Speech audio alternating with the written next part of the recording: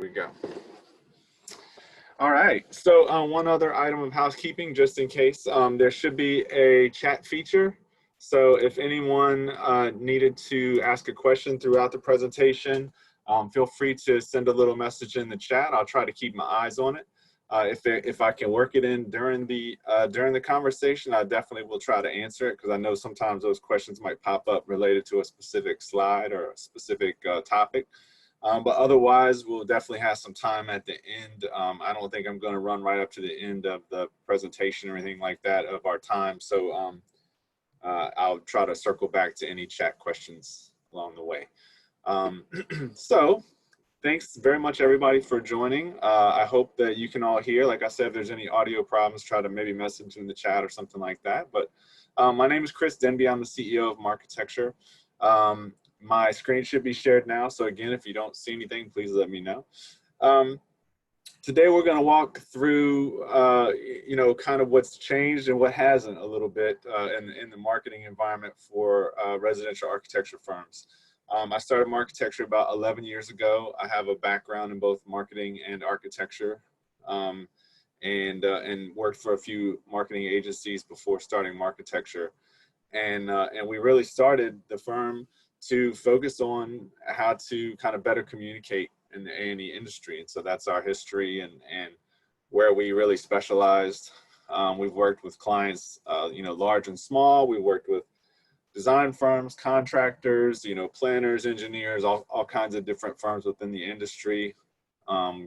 Maintained various relationships with AIA and, of course, AIA Potomac Valley in particular, as well as SMPS, for anyone who's familiar with the marketing side of things for marketing professionals in the architecture and engineering industry. So we've bounced around quite a bit within the industry. So hopefully I'll have some interesting pieces of info for everyone today. And like I said, any questions, I look forward to being able to answer them. We don't have a gigantic group, so it shouldn't be overwhelming to work some things in. So I wanted to just, start everyone off with the welcome to 2020 message. As we know, in the center of our universe right now is everyone dealing with this pandemic, and it's changed a lot. It's changed, a lot of just the way people feel about things. I mean, we have an environment with high unemployment at the same time as low interest rates, and we're in a situation, we're in an entire environment of contradictions right now. We have very low consumer confidence and fear about what's going to happen in the fourth quarter of the year, with a high stock market at the same time. So it's really hard for us to figure out how we're going to do everything that we need to do and pay for it. And is it going to be there in a quarter and we've got to work from home, while some of us may have kids schooling from home? So we're finding ways to reuse our space and double up the duty of every space. I was just talking with Antonio about our dining rooms tend to pull triple duty sometimes, right? So on top of that, when we look at the business environment, we're in an election year, which especially around the DC metro area shakes things up. We're technically in a recession. And so we're looking at how is that going to impact everything that we're going to do moving forward. And on top of that, we're constantly being fed with either misinformation or changing information, or too much information or not enough information. And all we all really want is just some sense of normal, right? I mean, we're trying to figure this out. And what is this new normal going to look like? And I don't know about you guys, but I kind of feel like this. And I'm ready to just, lose it sometimes with all the information and everything that's changing on us every day. But hopefully we'll relax and get a little bit of a peace of mind today, and just kind of take a few seconds to look at what we can control. And I think that's an important thing from a business aspect. When things feel like they're all over the place and you really don't have much control of what's going on around you, is to try to identify things that you can make incremental improvements in, things that you can do to sort of change the environment around you, or connect better with your contacts and your clients and things like that. So that's what we're going to try to look at today, is really what do we have control over? What are some of the things that we can kind of maximize their impact? Okay. So yeah, like I said, a lot has changed, and what we're dealing with right now is quick change. So, you know, our industry in general, and you know, if you looked at a presentation that I did, you know, 3 years ago, 4 years ago, um, our industry in general has a very like kind of long lead cycle, right? We take quite a while to get leads, to develop relationships. If we're marketing heavily to homeowners, you know, we're still kind of at the whim of when they're ready to make a move on their homes. It's not like, you know, we've kind of got a constant market where every week, you know, somebody needs to go back to the store and get a product, right? So the interesting thing is that right now things seem to be moving very rapidly for us, and they seem to be changing very rapidly. People's financial situations are changing rapidly. They're making quick decisions because they're pressured to do things with their homes. So that is changing kind of the way that we should feel some urgency in our marketing approach. So we have, like I said, a very you know, very kind of rapidly changing environment. The news is changing. Pandemic status even changes. It feels like from week to week what the recommendations are for what's safe and what's not, for, you know, for us, for our kids, for our offices. So what's happening is that's really shortening people's attention spans, and we have a lot of competition for information, right? So we're getting drowned out when we just send kind of a regular message. It's not the highest priority often, right? So we kind of have to figure out, what does that mean for our communication cycle? And basically, if we do have something that we need to say, we need to say it pretty quickly, and we need to make sure it's very impactful. So if we need to get in front of people, we want to do it quickly. Now, if you look at that from a marketing perspective and what we're actually kind of pushing out to our clients, that's one aspect. But even if you look at the sort of the high level of competition from you know, from press and PR, I mean, it was probably 3-4 months that it just felt, even from our perspective as an agency, really dry and really difficult to get attention from media, to get a project featured. I mean, people didn't even really want to talk about the kind of you know, nicer or softer or good or sort of warm-hearted stories a lot of time, because it felt almost a little tone deaf in the environment. I think what we're seeing now is that starting to change, because people are kind of getting to some idea of what normal is anymore, right? So our new kind of normal, and hopefully it's going to continue to evolve, but we're feeling a little bit more settled now, and people are back to work at a higher percentage than they were obviously back in March and April, and they're figuring out how to work again. I think, you know, you really saw a shift in June, July, of, all right, I don't think this is going away. I still have to live. I still have to work. I still have to figure this out. So for us, what's that mean? For us, what's that mean? It means that homeowners are saying, okay, I was holding off on this, but I'm not going to hold off anymore. I realize I need to go ahead and pull the trigger and make this decision. If we're going to do this refinance, or if we're going to do this addition, we just need to do it. Whereas you had a lot of people waiting and waiting and waiting in the second quarter of this year.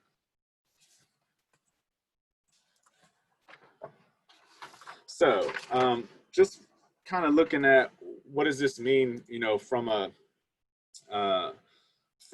perspective of what are we doing, how can we control it, right? We really want to look at how we can act as fast as possible. And if we think about right now, the typical project life cycle from a small firm, for example, without a dedicated marketing department, it can take a long time to go from idea to completion. I'm sure I'm not the only one that feels like this, that when you have this new idea for a campaign or a marketing email, or maybe even a new blog post or a video, it often takes a little longer than you thought it would, especially if you're a small firm and don't really have a marketing person in-house. And so it falls back on senior staff, which means often you're very busy doing the billable stuff, and then you got to work in this other extra work on the side. And so when that expands your timeline, in normal circumstances, it's not as impactful. But right now, if we miss a you know, a marketing idea by a month or two, we're kind of out of the loop. We're already a little bit too late. And so if we think about, I'm sure folks saw a whole slew from contractors, from other architects in the, you know, that your colleagues or members with in AIA Potomac Valley, in that May, June, maybe even April timeframe. I got a ton of emails from firms saying, you know, we're ready to get back to work and we're safe. And these are all the things that we're doing so that we can work together to be safe. And you know, don't worry, homeowners, we'll have our masks on, or we do this and we maintain some social distance and we keep our offices sanitized. And I mean, I was seeing, you know, a couple of those emails a day, it felt like, for quite a while. But if I look in July, August timeframe, I don't know about you all, but I'm going to assume that number was way, way, way down, right? So we're not seeing those messages anymore. And my point in that was not that the messages in May, June weren't impactful or important, but if we had lagged by just a couple weeks, those messages were kind of already out of you know, they were kind of falling on deaf ears. They were out of whack. They were out of time. So we really need to look at, when we have that idea, we need to jump on it, right? And that doesn't just go for marketing messages, but it also kind of goes for our lead and our project, you know, kind of project signing life cycle. So I'm certain that many folks spent more time working in their yards this summer than they had before. I know that we did, and we improved our yard in a lot of ways. We added a new basketball court and you know, just everything we could, a hammock swing, just something to make our place feel comfortable, because we knew we were kind of going to be stuck there for a while. Well, when you look at that from the business perspective, you have a lot of firms and companies that were focusing on outside spaces and trying to take advantage from the architecture and design and building standpoint of being the firm who was going to help you do that for your summer plans. And so we had a client that's actually a builder that works in landscape, and they had 3 amazing, you know, pool leads right here in Alexandria, and they were working all of them. They were responsive, but the time went too fast. The time went very quickly on them. They lost all 3 leads, and there was nothing wrong with their marketing communications. There was nothing wrong with their proposals specifically. They just lost the opportunity. Their time ran out on them. And so we had this really, really, you know, we talked about the short attention span kind of thing and how fast things moved. And that was a huge loss for this builder. So we want to see that, we want to put into place something that's going to make us be responsive very quickly, right? So it's more important right now to get that message out fast and get it out more often than, you know, more frequently than it is to sort of make sure it's painstakingly perfect and comb over every word and every detail of the message. We really need to make sure that we're jumping on things to take advantage before these messages change and they kind of fall into a situation where they're just not relevant anymore. So I did want to, we've got a couple polls today, so I'm gonna go ahead and launch the first one real quick. And just real fast, it's an anonymous poll, but if you could just give us a quick answer to this question. I'll leave it up for just a couple seconds. And it'll give me a sense of where folks are for this conversation, and we can make sure that I'm putting questions and content in the right frame of mind for everybody.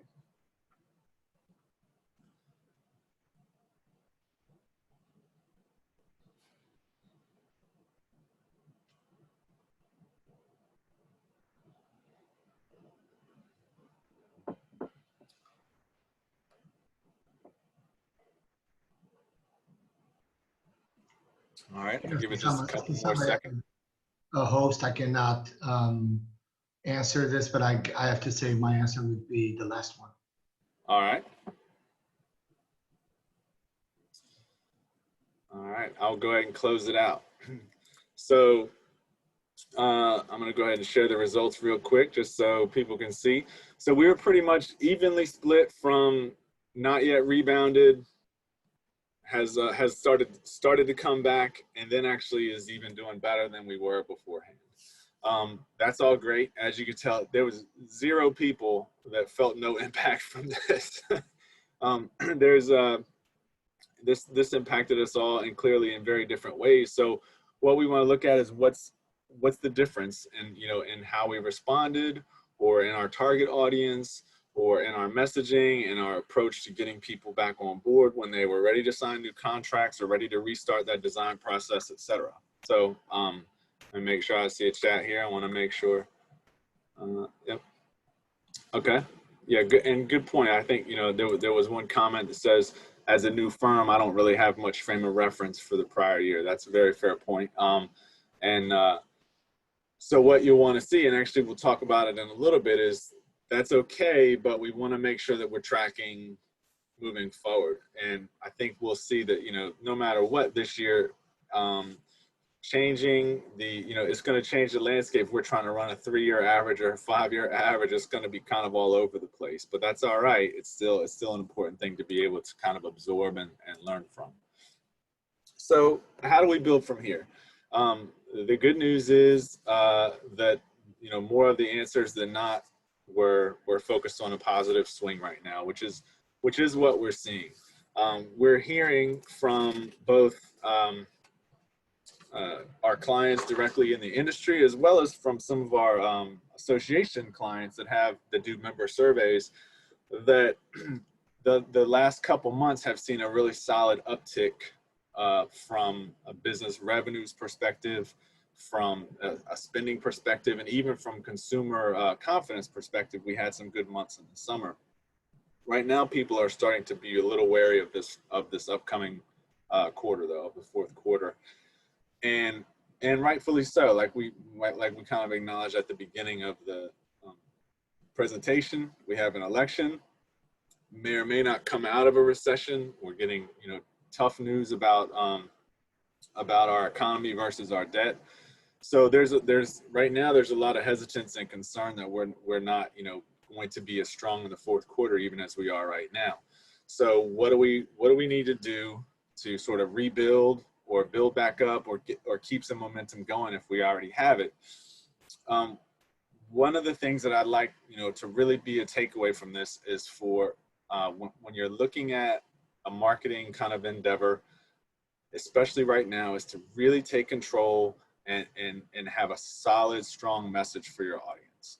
And that's going to take you, you know, a long way if you're able to be consistent about what it is that you're offering as a firm, and you're able to hit that point multiple times to a group of people. You need time to build that campaign, and you need repetition for that campaign to start to be successful and to resonate with people. So from here on out, you know, whatever you're doing as a next step, whatever that might be, maybe you're, you know, maybe right now you're thinking, okay, well, we're back to school. People are they're feeling that pain again of having these spaces that weren't meant for multiple, you know, multiple uses. Now they're back-to-back children. I saw a good friend of ours that had 4 kids working in the same room with computers, and I thought, as someone who's worked from home for 11 years, that is going to last about 2 days before those kids are like at each other's throats, because it's just almost impossible for those 4 kids and 2 parents to work from home with Zooms, even if you're with headphones and everything else. At some point in time, people are going to be talking over one another, right? So if your message right now is, okay, how do I you know, help clients and capitalize on this shift where everybody's going to refeel this frustration again of back to school, whatever, then you need to jump on it quick. You need to figure out how you're going to do that, and you want to get that out there as fast as you can in front of these audiences.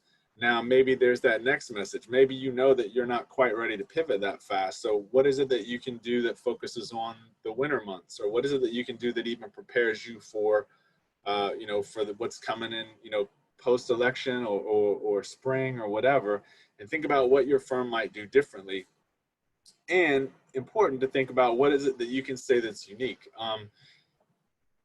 We have had numerous calls with you know, firms that have been established for 20 years, brand new firms, you know, mid-sized, small, that all just kind of go on a message of, we can do it, right? We can do it all. Whatever it is that my client says they need, we'll do it, because we're great designers, we're very flexible, and those are all important skills to have as a you know, successful architect.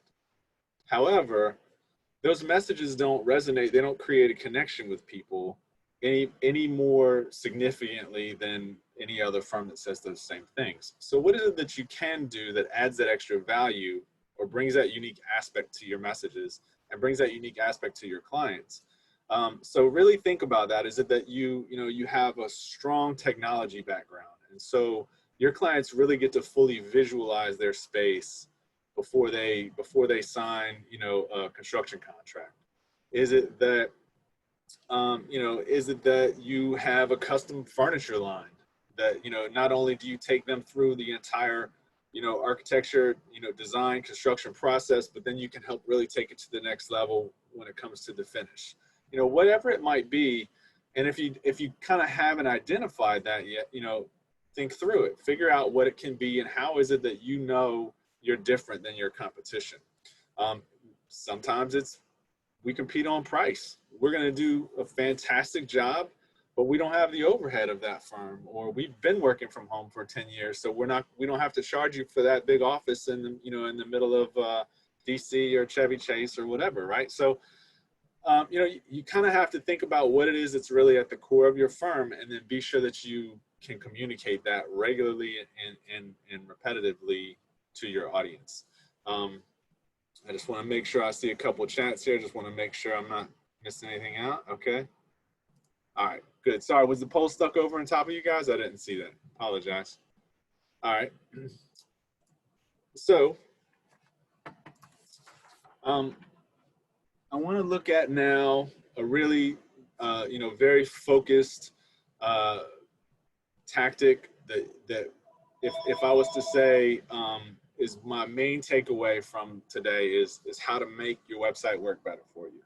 I think that we have to realize that your website is the center of a successful marketing effort. And the great news is that the vast majority of firms have already, figured that out to some extent, and they've realized, well, we have to have one, but we've gone from the necessary evil to like the necessary revenue driver, the necessary, sort of validation and fact check almost of, is your firm a firm that I would want to work with? So, believe it or not, whether it's free or expensive, whether it's new or old, your website has to be more than just pretty pictures, and it has to be more than the kind of colorful language that we may share amongst ourselves and amongst our colleagues. It really has to resonate with your potential clients.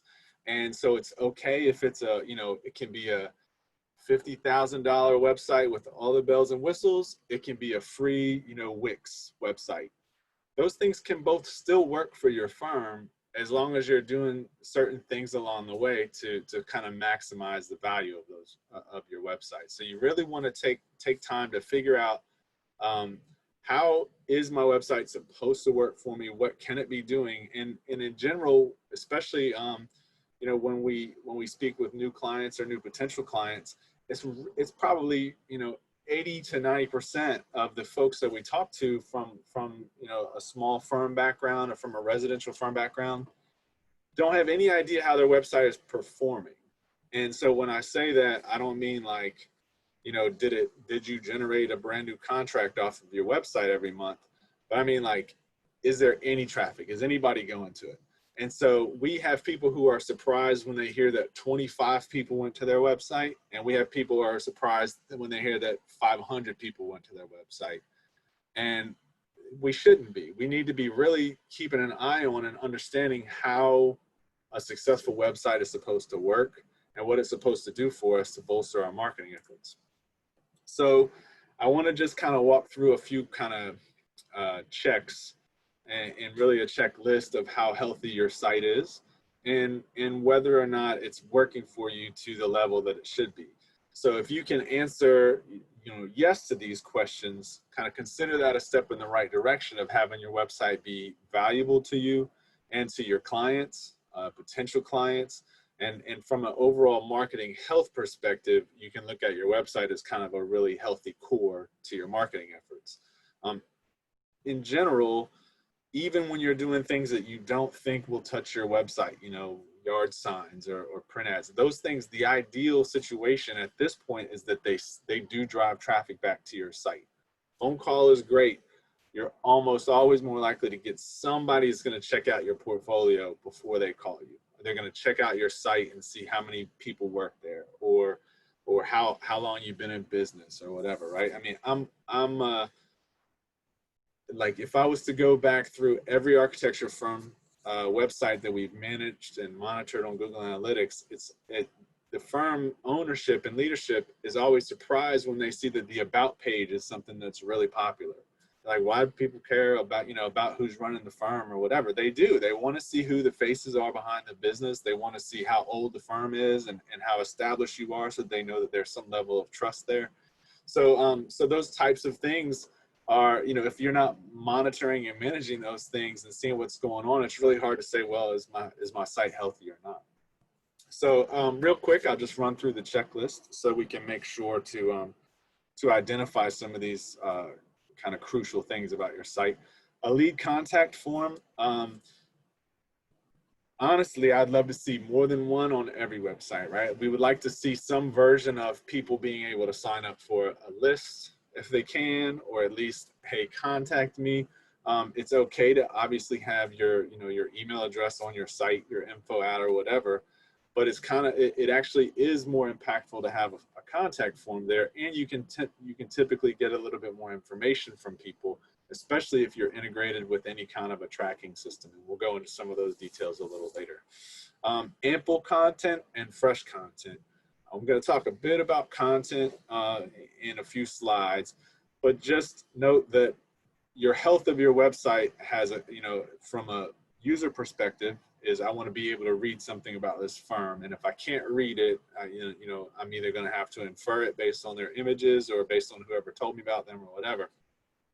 But ample content, meaning enough good content on your site, written content, is really important for search engine optimization. So if you want people to find you that have never heard of you, then you need more content, or you need good content that's focused around your services. So I think that's another thing that we really come across.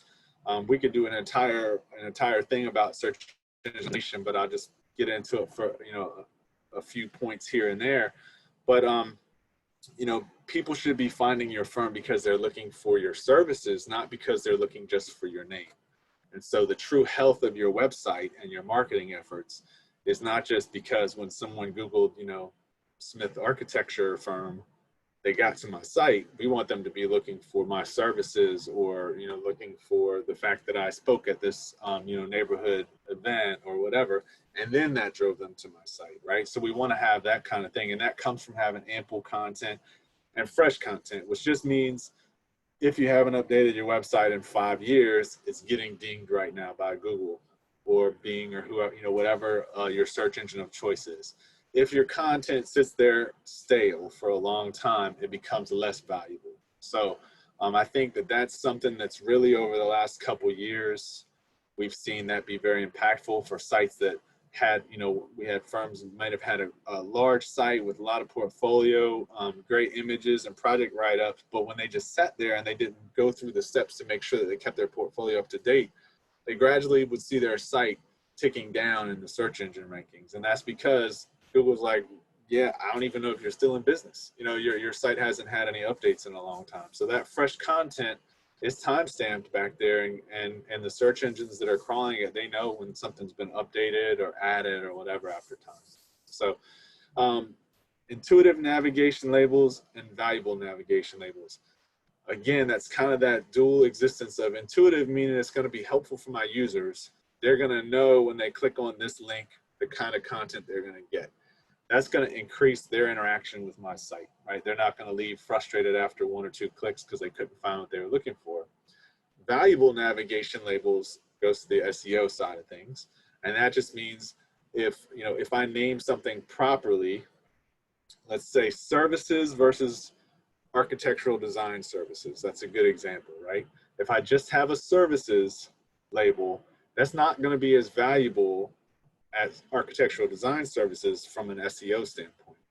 Now that means we have to find this balance, because not every website can have a 5-word, you know, menu item. So we can use page titles and things like that to increase the value of those pages still. But we do want to find that, we want to find that balance of like what's great for users to see and what's great for search engines to see, because the search engines are going to bring us more users. And so those two things kind of have to play hand in hand and it's a little bit of an art and a little bit of a science. Couple things that will help you also just from a website health and performance perspective. Mobile responsiveness now, if you don't have a site that's mobile responsive and very easy to crawl from mobile devices and tablets, that's going to hurt you from a search perspective. And so what we've seen is many firms that have beautiful sites that were working great for them, and even they work on a mobile, they don't not work, but they're not built to stack properly. They just kind of like shrink down onto a screen. Those things actually start to hurt your site again in search engine rankings, and so therefore you're less likely to draw more attention. They're also just not as user-friendly, and we're seeing, depending on the industry and depending on the website, right now 30 to 60% of traffic is from a mobile device right now, depending on which website and which which industry that we're looking at. And so, and some of them are obviously much greater than that when you're going specifically to, location-based services or products or restaurants or things like that. But for our industry, even still, to have 30 to 60% of the people who come to your site have a bad experience or a limited experience because they're not optimized for how they're viewing it is not a great look for your firm, especially in such a visual and sort of forward-thinking industry as design is, right? A security certificate is a real simple kind of concept. It's just something you speak to your web host about and make sure that your site is secure. That just means when you go to HTTPS instead of HTTP for your link, and you'll see a little tiny link up in or a little tiny lock up in the website browser. Having a secure site helps your site perform better for search engines, again, which just means more people are more likely to find you. Having a sitemap that's easily crawlable from search engines, as well as sometimes people just actually do look for a sitemap sometimes so they can figure out how much content's on your site and they want to see a whole view of it. But in general, that sitemap helps your site get crawled by search engines more effectively. And it helps you find broken links. Actually, when you have a good sitemap file, you can realize that, oh, I took that page down or I deleted those images because they were old. And now when I look at this old page that might be getting crawled from Google or whatever, it's broken or there's no images there anymore. And that looks really bad. So that sitemap will help you kind of figure those things out. From a modern technology perspective, again, it doesn't really, you can make a free site successful. You can make a really expensive site successful. But what you want to watch for is things that get outdated. So when you have a site that hasn't been, let's say you did a WordPress site and it hasn't been maintained or updated in a long time, the fact that it's not being maintained and updated leads to lots of little broken errors in the code that can hurt your site from a search engine perspective. And also, let's say, Flash was like the language for websites, especially in our design industry 10, 15 years ago. There's still firms out there running little movies in Flash instead of using good movie players or using HTML5, and Flash is actually completely going away this year as an example. And so probably not many folks on this call, if you're interested in focusing on marketing, have any Flash on your site, but there's still some out there, and that's your site will just end up breaking eventually, so just something to keep in mind, because it's great for the user experience to have those bells and whistles, but you want to make sure they're built on the kind of the latest and greatest technology. And then finally, tracking, which we're going to talk about in with a couple slides worth of detail.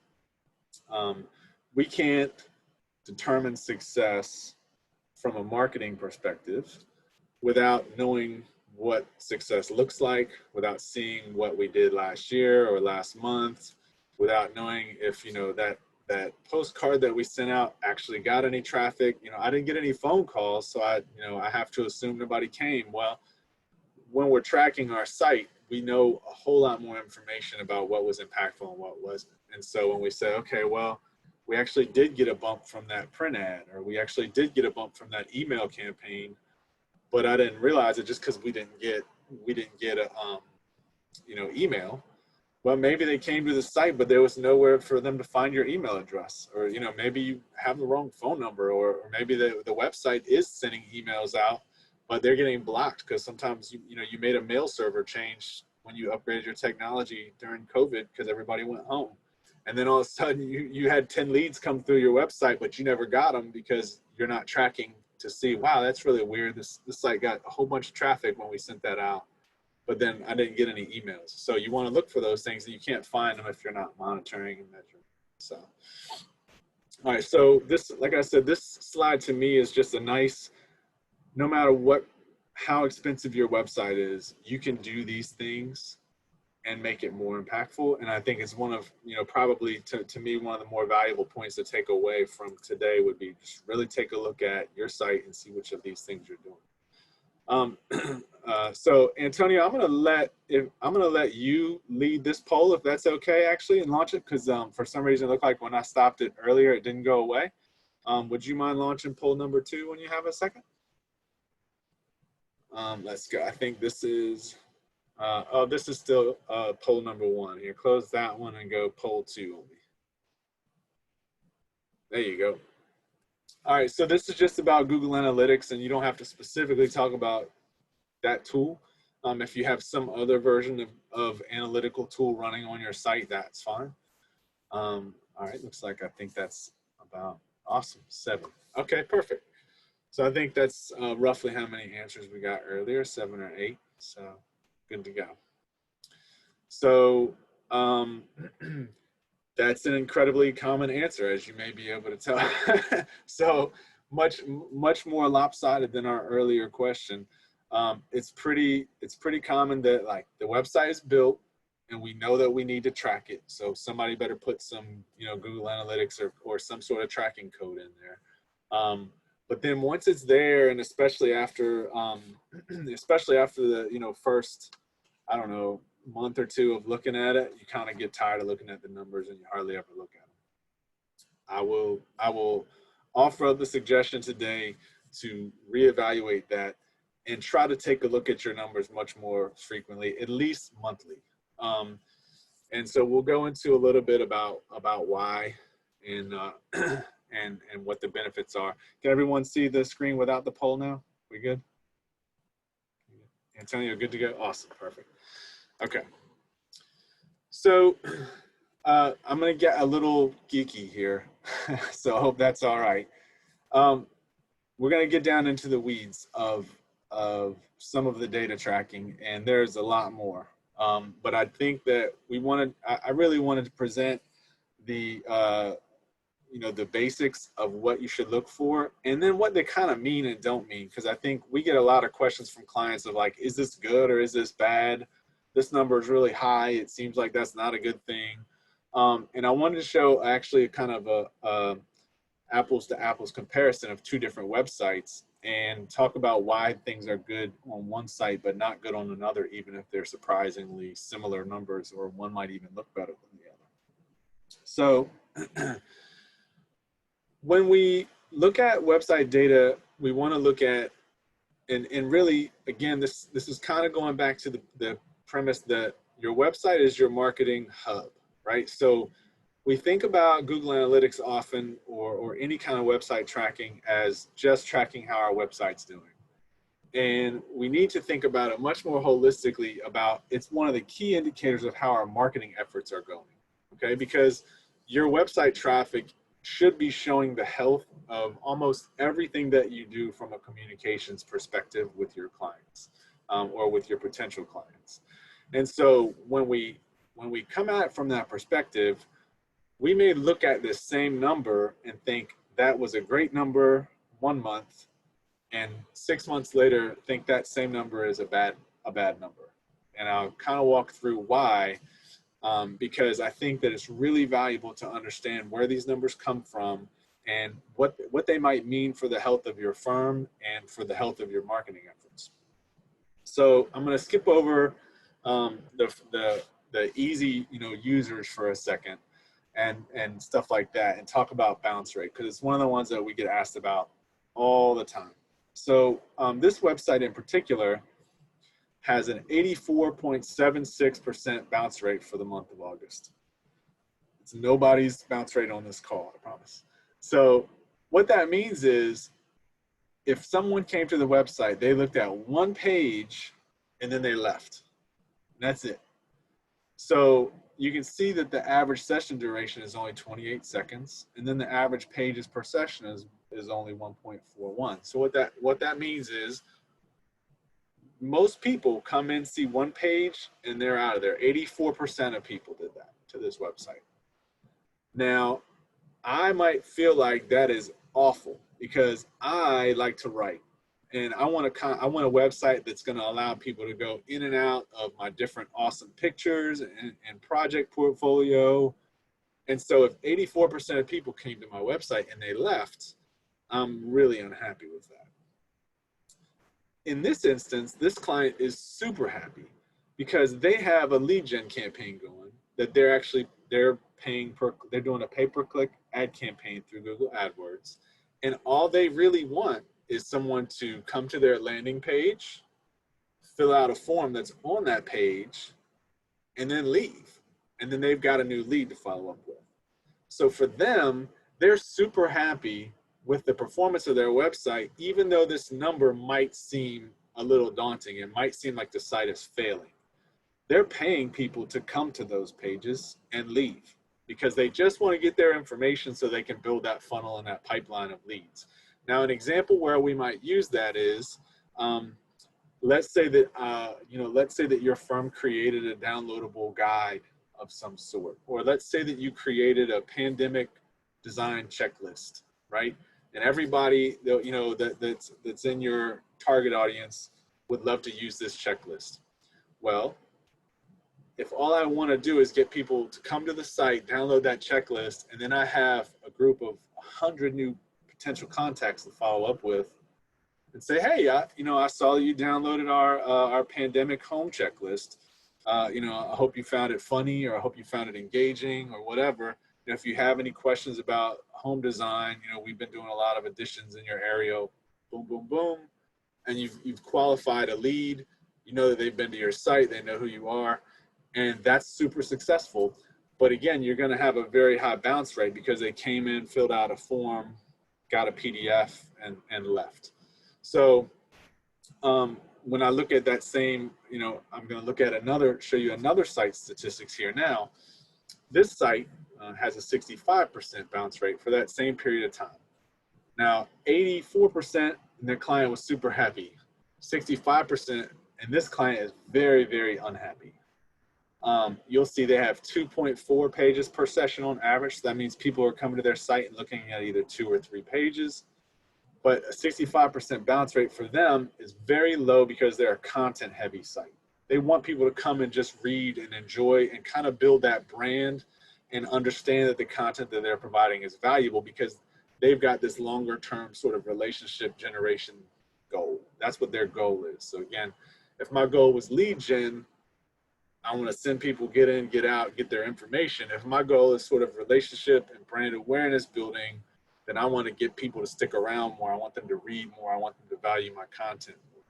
Now, so these two different entities are going to sit there and look at numbers that could be drastically, looking bad in one direction, they love it, and looking better in another direction and they hate it, right? So that's why I'm going to go to that, that's where I wanted to show these numbers and explain that not the number in itself isn't bad or good. You have to use that number in relationship to whatever your campaign or your marketing goals are. Okay. So like I said, if we've had a lead gen goal, that's a great example of a goal that we may want to talk about for a small firm is how do I get more contacts? How do I build my audience? How do I build my reach?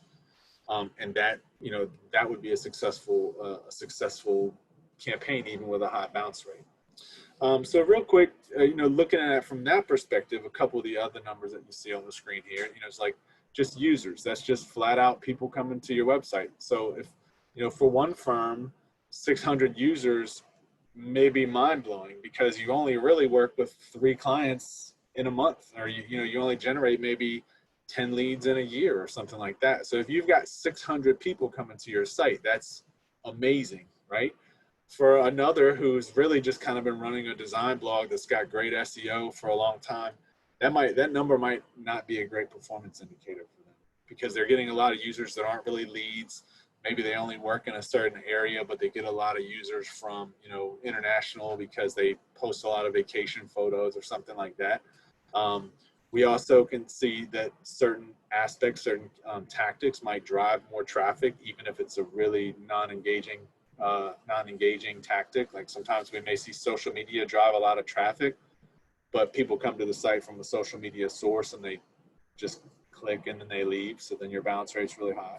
So users, again, is kind of going to be whatever makes sense for your firm. And so that's what, you know, it's almost like in sports, you always want to be better than you were the day before. It's not really so much that you're the best player in the world or whatever. You want to always be, you want to be managing and monitoring against yourself and outperform the way that you've been performing previously. And that's why we say, you know, you've got to measure to know whether or not any of these things are successful. Just another good example is new versus repeat visitors. Again, this entity has a 19% repeat visitors. They're not happy with that. You know, they want more people because they're a content heavy site. They want to build that relationship. They want people to just keep coming, keep coming, keep coming. The other site, they don't really care if you ever come back to their website again because they've got your information. You know, they know that they can give you a shout and follow up with you in another format, you know, and they can track it through their email marketing or whatever else. So, you know, new versus repeat visitors is something you want us to, you know, determine for your own firm. What's more important to you and your brand? Is it building that long-term awareness and connection with people? Or is it making sure that, you know, when you spent a whole lot of money on a pay-per-click campaign that you built a much bigger audience? Or sometimes, like we'll say, you know, paying like paid social on Facebook is a good example. You know, those things don't necessarily generate a lot of repeat traffic, but if you just want to get more people kind of within your funnel and you want more people to know about your firm and what you can do, then paid social might build that up for you. So those are, you know, kind of different ways to look at that same stat, and it's all going to be dependent on what's going on within your firm. Now that's a couple detailed jumps into some data, and I've got one more. But is any chat questions that want to be thrown out yet before I go into a couple other sort of traffic stats, or is everybody okay? Give you a second for a chat. All right, good. Looks like we're okay, unless it's a really long question in the chat, and then I'll answer when it comes through. So before switching gears, I want to just go into a couple more stats, and this one won't take as long as the other. When we look at where our traffic comes in, if any of you have been inside of Google Analytics, you know, often we just get kind of a report emailed to us, and it's got the top 10 pages on our site. And we're like, okay, great. The homepage is the most popular again. That's pretty normal. You know, there's so much more data and so much more information in there that highlights the health of your marketing efforts. And so one of the things that we like to emphasize with our clients is building a healthy mix of sources to your website. And so you kind of want to monitor again and manage those over a course of time. Don't think about it in terms of week to week and like this week we didn't have any social traffic. That was horrible. But we want to look at it over, you know, over a quarter, you know, at least a month, and then maybe even compare that to the previous month, or depending on the cyclical nature of your firm, maybe compare that to the same month from the year before. It kind of really depends on, you know, what your firm, who you target, what your trends are from a revenue perspective. I know we've definitely talked to clients that say they always have a slow winter, or they always have a really busy summer. And so when you see that, think about how does that translate when you're looking at data like this, because that is a really easy thing for you to track when you're just looking at leads or revenue. But when you try to look into your marketing efforts and see, okay, do I have any stats going up and down around those same times that tell me where this traffic is coming from, or is it completely, you know, externally driven? Is it only market centric, or is it something that I'm doing to make these things more successful during that time? Maybe I just have more time to market in the summer. You know, I'm more relaxed. I feel more creative. Who knows what those things may be. So I just wanted to share this slide because I think it provides a good snapshot of like where the different traffic sources are coming in, and and shows that that a mix is where you really want to go after. So direct traffic means basically someone either knows your website address off the top of their head. They just love you and know you by heart, and they come by there often. Sometimes that direct traffic number is driven up because everybody in the firm has the website as their homepage when they log in.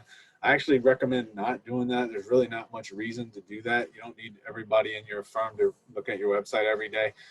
But you can also filter those results out of Google Analytics if you're not already doing that, but you do have everybody going to the website every day. You can make sure that your office IP address is blocked out of there so it doesn't falsely inflate your numbers. Right now, everybody's at home, so that'd be a lot of IP addresses to block out. But anyway, so direct traffic is someone who knows your firm or oftentimes comes from an email campaign that is not tracked as really fully connected with your Google. So a lot of times when you send, let's say you send a MailChimp or a Constant Contact campaign and it has a link to your website in it, most of the time, unless you've connected those two sources, that's going to show up as a direct traffic to your site. So that's why you might see sometimes that like you'll get a spike in direct traffic, and it's because you sent out, a message about it, or maybe you put out a press release. Direct traffic would also be if you put in a print ad or were mentioned in a publication and people had your website there. They went straight to your website, not to Google. That's the thing. And then organic search is obviously Google or Bing or whatever search engine, DuckDuckGo, whatever search engine you may use. And that is a really good health indicator of going all the way back up to those sort of that checklist that we looked at. If your organic search rate is high as a percentage of your, or healthy as a percentage of your website, that means that you're doing a good job with your content. It means you're doing a good job with the sort of crawlability, things like that. So a nice, it doesn't have to be even mix of all sources, but the whole point is that you see that each of these sources is responsible for getting you some new people to your website. Referral traffic means that someone else has a link to your website on their website. And so those come from relationships, those come from partnerships that you might have with a contractor. It comes from AIA directory, for example. So you may say, man, I'm not getting anything out of my membership. And then you go and you look and you realize, oh my gosh, like half of my website traffic actually is coming from my directory listing. And people are saying, who's a good firm in this area? And then they find you as associated with, AIA Maryland or AIA Potomac Valley or even AIA National. And so it's not uncommon for us to see that the referral traffic from the AIA directories is actually pretty high. It's a super keyword rich resource, and so being listed in there is very valuable. So anyway, so that's referral traffic. And then social media traffic, which is basically the same thing as referral traffic, except it's filtered out differently thanks to Google being smart enough to realize that social is its own kind of beast. So social media traffic is going to be whenever you post something on Facebook about your latest project and you click through to the profile, that's a social media, that's an example of social media traffic. I'm gonna make sure I see a chat there. So they don't have to necessarily be roughly equal. I, from a health perspective, want to see them all at least have a good mix. I wouldn't want to say that it should be 25, 25, 25, because I think it depends again on your firm and the kind of content you want to provide. Your SEO, for example, if you just don't have a lot of time to create content on your website, your SEO, or if you have like a 4-page website, for example, your SEO, your organic search traffic might be relatively low, but you do a great job of getting out there on Instagram or Facebook, and so you get a lot of traffic from that, and that's okay. It's more about monitoring that performance and seeing when you see bumps and dips and spikes. So I wouldn't say that they have to be 25, 25, 25, or actually there's other sources that you could add in here even, but what I like to see is that there's a nice healthy mix. I don't want to see something that's sitting in that 1 to 2% ratio. If I consider myself to be really good at social media but I don't get any social traffic, then I know that I'm wasting my time on social media, or I'm not posting good enough content. So then I got to either stop wasting my time, or I got to get somebody else to run social for me, or I got to change the type of content I'm putting out there, or focus more on LinkedIn instead of Instagram or whatever. So, but good question. As far as, the question was, again, just so everybody knows, should those all be equal? Yeah. So, any other questions before jumping off of the stats? Feel free to throw them out there. So that kind of leads pretty well, being the last line item in that list for social media, leads well into a discussion about social and what we really, want to expect out of that from a small firm or a large firm, dedicated marketing team, not a dedicated marketing team. How we use social media is going to be very different. For example, we work with some clients that we do, all their social media, but we don't do the one, this one tool like LinkedIn, for example, because they have like a professional thing. They want to keep that network. They want to stay in touch with their colleagues. So they're really involved in LinkedIn. So we don't touch that. Or Instagram, because they are really visual and they know that they want to get photos of their projects on Instagram. And, my team's not on site to get those photos of their projects, or to get those kind of progress photos, or to get the shots in the office of, happy hour on Friday, which we all love that again right now. But so, the point is that, how you use social is going to be a part of your own firm's kind of rhythm, but you want to use it and it's definitely valuable, and you want to have realistic expectations. So that doesn't mean that you need to jump in and do, Twitter, Facebook, Instagram, Snapchat. What are you going to do on Snapchat as an architecture firm that's going to be different, right? Like, why would you need to do that? So, but we have a big environmental consultant, and they had, Snapchat filters, and they got really, they were like super popular during their event. Well, because they were raising money for a charitable cause, right? So you've kind of got a good, you got to really totally dial it into what your firm is really going to be like, and what's realistic for you to keep moving. It's, in general, social media is definitely worth the time. People find you on social directly. So you kind of build your reach and build your audience on social media, which can sometimes be hard to do. Like, for example, email marketing, you're emailing the people who you've already been in touch with. You're emailing people who've already come to your website, so they already found you somehow.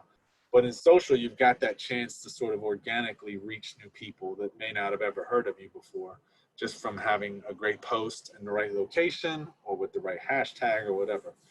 Social also, going back to the slide we were just looking at, it builds your audience indirectly, because it improves the amount of traffic that comes to your site. Is actually good for your SEO, and it's good for that direct referral traffic from social. So there's definitely plenty of benefits, but you can't stake your entire marketing effort on social.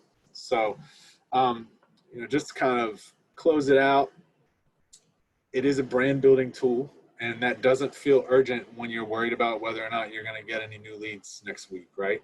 And so, but it's very important, and it's one of those things that it's like when you're always there, and nobody says anything until you're not there, right? It's like you go to that same conference every single year. Nobody realizes or says anything about you being there until that year you're not there. And then like, oh man, I thought you were going to be at such and such 2020 this year. How come you weren't there? Well, social can kind of be like that, or can feel like that sometimes, where you don't necessarily, that incremental growth of 2 or 5 contacts this month doesn't feel like a huge deal, but it is. It's important, and it builds your brand, and it kind of creates loyalty. So it's okay if those same 10 or 15 people are liking your post, because you're staying on the top of their mind, and you're staying in touch with them. So that's also kind of leads to that credibility. Like, maybe it is that same client that you worked with for the last couple of years keeps liking all your posts. Just the fact that they're doing that, when we talk about marketing, a lot of the time firms discount referrals as not being related to marketing. But if you're getting referrals from your clients, it is almost, completely, I would say, not even almost, it is completely related to your level of communication with those clients. Now, you may get a referral in the middle of a job to say, hey, yeah, they're working on this house for me right now. You know, if you want to call them, go ahead. But it's much more about your communication style. It's your brand, and those things come from marketing. They don't just come from the fact that you did a great job on the project. That's a part of your brand. That's a part of your communication. The fact that you took photos and were super proud of that work and posted it, and then they liked it, that's going to help them remember that you enjoyed working with them, and that they had a good relationship with you. So there is a much more important relationship between referral traffic, referrals, like client referrals, and marketing than I think most people know. And social is a big part of that. People in general want to ask, you know, what's the best tool? I can't say 100% what the best tool is for you specifically in your firm. We are seeing Instagram be more impactful right now from a social media perspective in terms of connecting with clients and homeowners.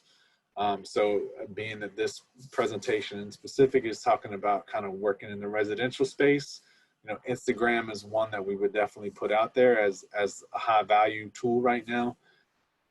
Facebook is tough.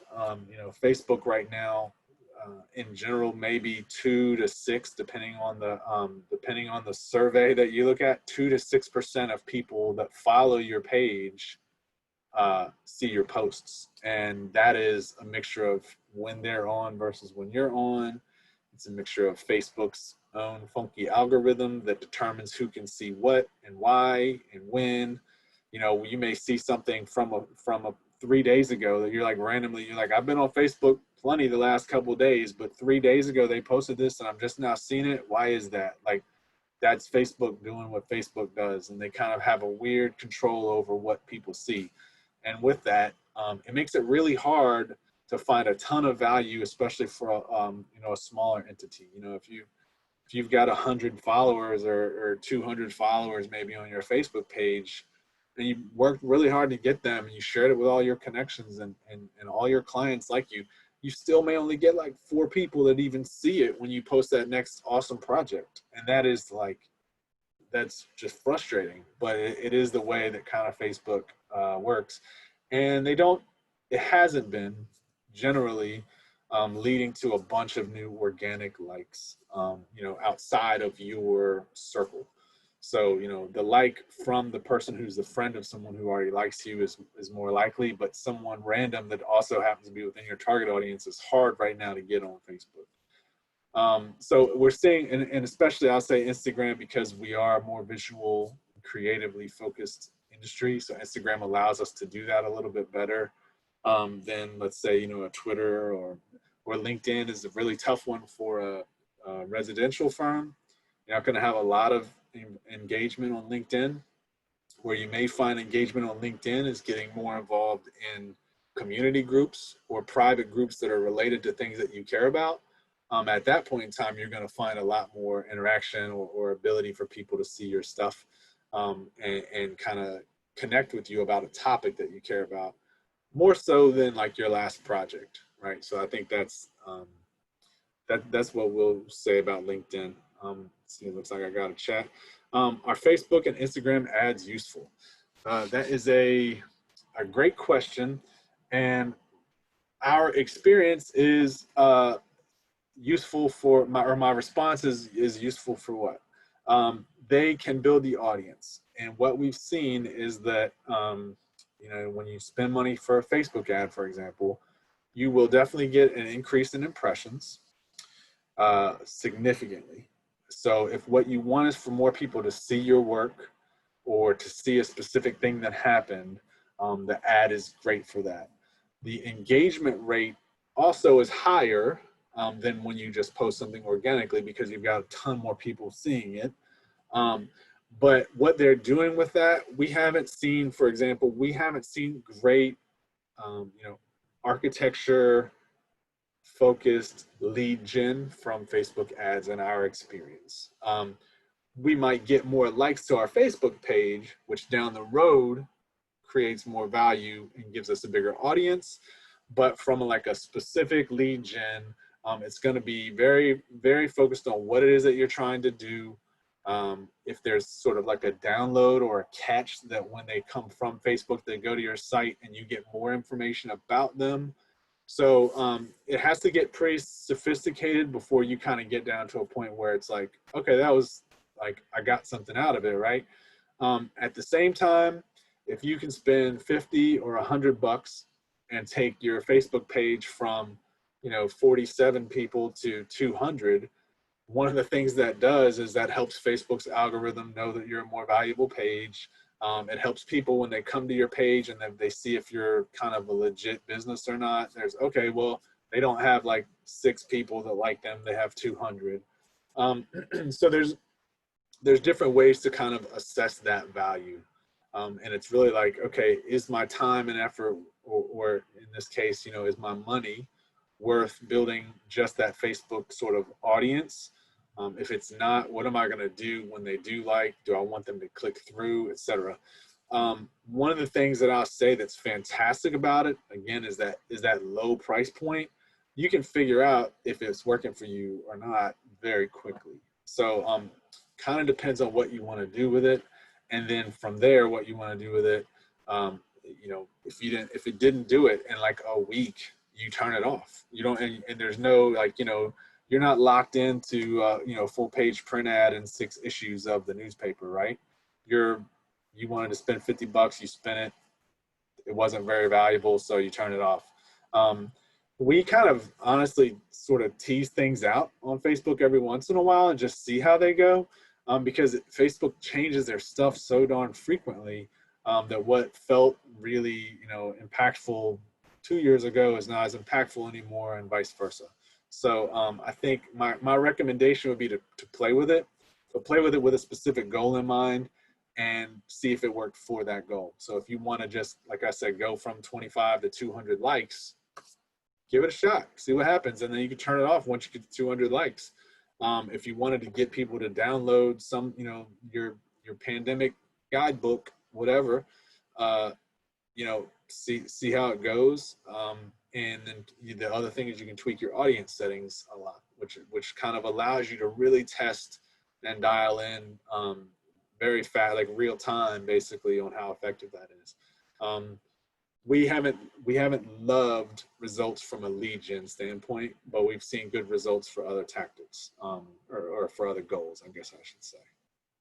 So that's a good question, because and Instagram ads, similarly, I think you're going to get probably good audience building out of that, a little bit more so than specific lead gen, but but it can work. So LinkedIn ads similarly, but we're again, for this particular conversation, LinkedIn probably not the most valuable platform to try to reach homeowners, unless you happen to be friends with every homeowner, or connected to every homeowner you've worked with on LinkedIn, and you want to build their reputation with them. All right, hope I answered that, but let me know at the end if not. So content, now we talked a bit about it earlier, about having ample content and having fresh content.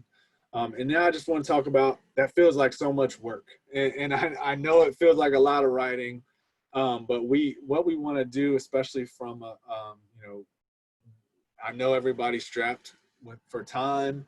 I know that we are often doing 2 or 3 jobs, and marketing, we can tell even honestly, when we get leads from new firms, we can tell what that day is like, because the lead comes in at 7 p.m. It doesn't come in at like 10:30 because they're thinking about marketing in the middle of the day. They're working their tail off in the middle of the day, and they finally finished that last deliverable or got that set of drawings out, and then they think about marketing at 7 p.m. right? And that's pretty consistent. We see that a lot. So understanding that when you do market, how can you take that content and leverage it across multiple platforms, right? So we want to say, if I created one piece, how do I I want that to get to everybody, instead of like sitting in one place and then I have to make another piece next week, and I have to make another piece next week. So an example of how we might maximize the benefit of those efforts is like, let's say that we might tend to send an email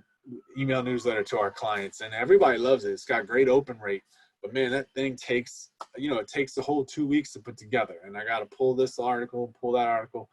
Well, that's cool, but the email, again, it only reaches the people that are on your email list.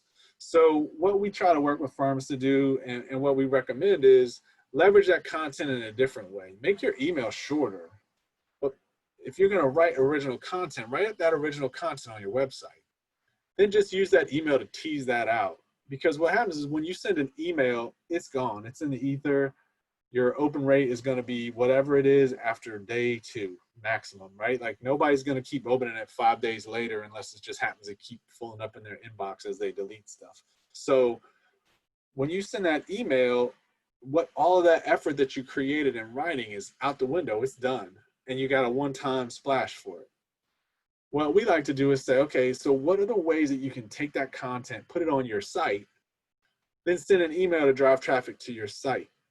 Because what happens after that is you've created that page, then you've got SEO because people search for that topic and they come to your website.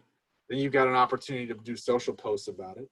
You have opportunity for other people to share it because they saw it, right? So you have much more control over taking that one thing that you probably spend a couple hours on and making it more valuable across the board.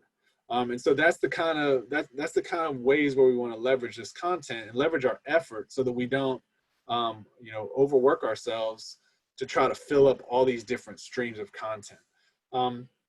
Similarly, what used to be the recommendation was, like, if you are on Facebook, Instagram, Twitter, LinkedIn, it's really easy right now with there's several tools to just create that post once and put it on all the platforms. 15 years ago, 10 years ago, people are saying, oh my gosh, you can't do the same post on Twitter as you do on Facebook. And well, in a perfect world, sure. But when you're a small firm or you don't have a marketing department, create it once and get it across all those platforms. The overlap of those audiences is no longer that great. I mean, especially, like I said, if we're looking at Facebook posts only sees 2 to 6%. Twitter's averages are a little higher than that, but it really doesn't grow until people start to retweet your stuff. Your overlap in those audiences isn't going to be as great as it once was. And so there's zero problem with, and even if it was, if I saw your post on Twitter and then I logged onto Facebook and saw the same post, that doesn't offend me. I'm not going to unfollow you on one of those platforms. I'm just going to keep scrolling. I already saw it. Maybe, if anything, I'll get some repetition, be like, oh yeah, that's right, they did that project. So I think that, there was sort of an old school, or not even old school, but it's a push that's founded in, like, I've got a ton of resources and time and a dedicated marketing department, and that everything I do on social has to be uniquely categorized against all these different audiences. And if we want to leverage our content right now, I'm going to say, for us, don't do that. Get it out there to everybody, because we want to maximize our reach as much as possible. If we're going to be on all those platforms, let's use them, and let's use them easily and smart. And then finally, another example is to be able to use automated, there's automated tools out there that exist that make posting things really easy. MailChimp, for example, if you use MailChimp from an email marketing perspective, they can send your Facebook post out already automatically for you when you send out that email. You just set up your social connections and then it's done. So you don't even then have to turn around and go log back into another tool and post it there. You've got it. It's already kind of automated. So you have to be, careful about that and make sure that when you make a change, it doesn't go out again and again and again and all that stuff. But you tweak those adjustments and settings, and then you simplify your life, but you still get your reach. You still get your content out there without having to create 72 different pieces. And I got to write a tweet that's 280 characters, and I got to write a Facebook that's 800 characters, and just one is fine, and get it out to everybody. And it's okay to do it multiple times. That's the other thing that we would say is, like, don't worry that if you posted about this project last week, you can't post about it again next week. Your audience, again, is not seeing every message that you put out there. It's very unlikely that they're seeing everything you put out.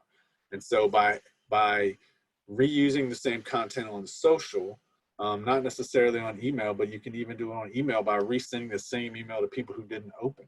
The same content on social, you can just say, okay, well, I'm gonna share this project again, or maybe I'll just barely tweak my post a little bit so that it sounds a little different or highlights, the stairwell instead of the the entryway or whatever. So think about that as like easy ways for you to take what you create and amplify it without having to write it all over again and again. So in terms of email marketing, there's a great question related to that. In terms like, is there sort of a rule of thumb where you're going to get people to unsubscribe to your content? The answer is it depends on your audience. There's a lot of factors that go into that, right? So a healthy growth rate versus unsubscribe, you want to see your list grow, right? That's at the end of the day, what's your goal? I want to see more people coming in than I do leaving, right? So that's what you would want to watch out for in terms of, is my list getting too tired of getting emails from me? It is totally fine if you have a list. Let's say you might have an email list of 500 or 1,000 people. It's really not a big deal if 2 people unsubscribed because they got an email from you twice a month. That's totally fine because you are very likely giving good, valuable information to other people, and you are also intending to grow that list. So if a couple people unsubscribe, so be it. I would say that the rule of thumb is not so much based on how frequently you send, but how targeted you send from an email perspective. So we try really hard to look at segmentation. And for example, I don't want to send, if I'm an architecture firm, I don't want to send a message that's really best for all my contractor partners to all my homeowners, right? That's where I'm going to get unsubscribed because they're going to say, that message says, dear contractor, we've just launched this new partnership effort with blah, blah, blah. And I'm a homeowner and I'm like, why do I care about this? And maybe even I'm offended because it sounds like you guys are trying to make money off of me, right? So then I'm going to unsubscribe. So I think your rule of thumb is much more about how targeted you are in your communication, more so than like, I can't send them a message more than once a week or whatever. In general, I would say we don't have many clients in the industry that send messages more often than once a month, but it's not so much that they're worried about list fatigue. It's just what's the message? What new has happened? And that's really what it is. I don't just want to send a message and say, hey guys, think about us again. I want to say, this is something of value for you.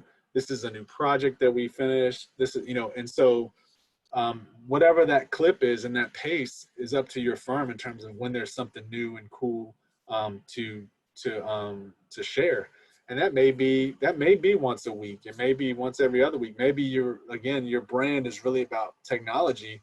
So every time you finish a new rendering or visualization, or you want to share it, that's awesome. Then good for you. And that's a great thing. And what you'll find is that list will start to really sort of segment itself and clean itself up to the point where like the people who really care about what you do are the ones that want to stick around and they want to follow and click through on your videos. So yeah, so I think it's a solid question, and a lot of people worry about like that kind of list fatigue issue, but it's not as bad as long as you're looking for over the course of time, you're looking for growth. If you see some of your very valuable contacts, I mean, everybody knows who their people are, your favorite contractor that you work with, or your favorite agent, or that homeowner that's done 3 vacation homes with you. If they unsubscribe, then we want to figure out why, right? And then that's not so much just about like list fatigue, but it's like, what did I do, right? I want to make sure I'm not driving you crazy. So, and just a couple quick notes and just other things. We talk a lot about, the website and social and stuff, but just in general, right now, where we're not sure where the economy is going to end up in a quarter, maybe what next year might hold. It's great to see that, about a third of the answers are feeling better than they were even pre-pandemic. That's fantastic. That's a great time to continue to invest so that you see that growth keep going. It's also, we know that means we're probably strapped for time. So you know, we want to look at tactics that are reusable, sustainable. We want to start something and not have it fall by the wayside later. And so think about things that you can do that are going to have value more than one time, right? So yard signs seem really easy and simple, but a lot of firms don't have them at every project or most of their projects. And so, you know, it's a lead generation tool. And then even better, you can take it to the next level. And let's say it's a yard sign with, maybe it's a specific link on it, or maybe you have a magnetic one. So you just create new magnets, and you can even tell if somebody came to your website because of a project, because they went to a certain page on your site, not just your home page. So think about things like that, where you can quickly reuse them, and they're sustainable, and you sort of invest one time, you know, with maybe smaller incremental investments over time. Email marketing is a huge, you know, bang for your buck. It's really a really cheap tool to get in front of your audience all the time and build loyalty. We talked about downloadable assets a bit, and like kind of those guides or whatever. Those things can live on in infamy. Like you put that time in there, infinitely. You put that time in there to create something, and it can be, you know, it's going to be a great generator for you if it's a good, valuable resource. And you can just update it. You know, if a code changes or something like that, you change the resource, you know, continue to market it, continue to repost it. PPC campaign stands for pay-per-click. So we talked about Google AdWords is an example. Facebook advertising is an example.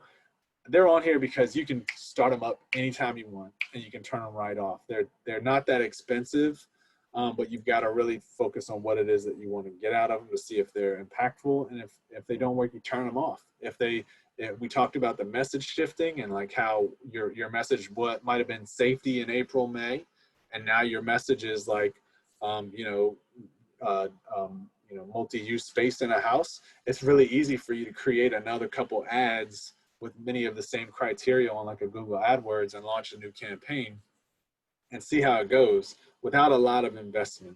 And that's the key, I think, for those, is that you don't have to spend a lot of money to see if you're getting anything out of it. Maybe your message isn't hitting. Maybe your geography sort of filters are not right. Maybe that asset's not as valuable to the people. You know, maybe we need to change the targeting. So there's a lot of different ways to do that. Interactive and video pieces are a heavy investment up front, but can live on for a really long time. And so that's one of the things that I say, again, like kind of sustainable. You can keep using those things as long as they don't, as long as they don't start to feel old. And so you can build something nice and keep using it for years, which is a great, great step on a marketing. It's like a website. You don't have to build a new website every year. And so when you look at something, you come up with a cool, smart video or interactive piece, you can do that and not have to invest year over year over year into it. And then finally, lead management tools. And just to go back, pay-per-click. Sorry, somebody asked what PPC meant. Pay-per-click campaigns. And so that means when you are, like Google AdWords is one of the most prominent, but you basically set a budget in Google AdWords and say, I will pay, $5 for every time somebody clicks and comes through to my website. And my goal is not to pay $5 for that. My goal might be to pay $1 for that. So I got to get smart about how that campaign works and make it more valuable. But that's an example. So sorry, I just saw that question. I didn't want to skip too far over it. And then lead management and automation tools. There's actually nice entry-level products now that take, your regular email marketing and say, okay, well, I sent this email. I automatically want to send the next email 2 weeks later. I automatically want to send the next email 2 weeks later. And I want this email to change message. And so the cool thing about those types of products and campaigns is that you set them up once and then they run. So if you get a lead because somebody downloaded a thing on your website, and then they're in your system, and then 2 weeks later, an email goes out to them automatically that says, hey, you downloaded this. I hope you liked it. We also created this asset. You should come back and check that out. Those kinds of things can be automated, which again means your investment is upfront and your time is upfront. But then after that, it just kind of runs, and they're very sustainable and easy for you to keep moving. So some tools to think about there. And just kind of really in almost closing, you know, we're measurement, right? We need to know that something is working, and we can't tell that it's working if we don't measure it. We need to know if it's growing or what. So we want to look for things over time. Don't look at like a week at a time. It's really almost discouraging sometimes to look at like your website stats for a week, and you're like, oh my gosh, 4 people visited our website this week.